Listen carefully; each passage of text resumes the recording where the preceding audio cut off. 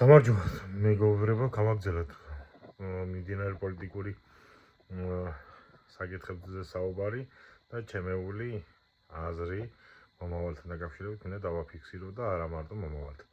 მოკლედ, რატო ვეღარ პოზიციონირებენ ხოცები და აგრესიულად რატო ვეღარ მოიხსენებენ ამერიკას, Deep State, Trumps, ბიო დამარცხდა Deep State-თან და ასე შემდგომო, იმიტომ რომ ხოცები როგორც რუსული მმართველობის უკვე სოფლიო შეთანხმდა ამაზე, რომ რუსული მმართველობის გაგრძელება არის საქართველოში, თუ არა პირდაპირ რუსული აგენტურა,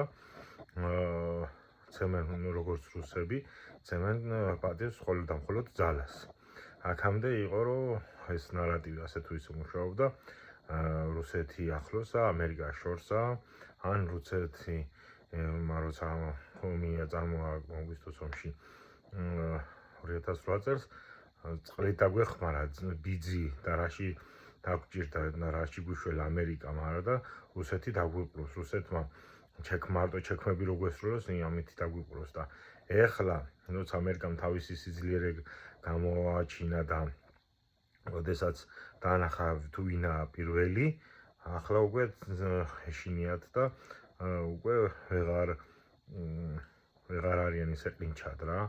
აქედან გამომდინარე არის, რომ უკვე გობახიძეს კაფიოდ პროირანულ შეხვედრებზე ხშირად რომ ჩანდა ირანულ თუ ჩინურ თუ სხვა შეხვედრებზე ხშირად რომ ჩანდა, რომელიც მოიაზრება დასავლეთისთვის მოიაზრება ანტიდასავლურ ლიდერად, აღარ ჩანს, ჩამოაშორეს, იმ მოდოზით მაინც აღარ ჩანს და უკვე გამოჩნდა პაპუაშვილი, რომელიც ასე თუ ისე დასავლეთის თვალში არის აღიარებული თუ არ არის, მაინც პარლამენტის თავმჯდომარეა და არჩევითი თანამდებობაა. აქედან გამომდინარე, ვფიქრობ, რომ მალე მოისვრის ბიძინა, მალე მოისვრის გობახიძეს და ჩაანაცვლეს, დიდი ალბათობით ვფიქრობ, რომ ჩაანაცვლეს გახარიათი. თუ რატო ჩაანაცვლეს გახარიათი, ამაზე ბევრჯერ მაქვს ნათქვამი და აღარ გავაგრძელდები მოკლედ. გამოიწერეთ ჩვენი არხი YouTube არხი იდეა TV, თუ როგორ უნდა გამოიწეროთ, უნდა შეხვდეთ YouTube-ში, ჩაწეროთ ქართულად იდეა, ლათინურად ან ინგლისურად TV, ანუ ქართულად და ლათინური ასოები ერთად გადაბმულად უნდა იყოს იდეა ქართულად, TV ლათინურად, ინგლისურად და ამოაგდებს ჩვენ იმას არხს და გამოიწერეთ.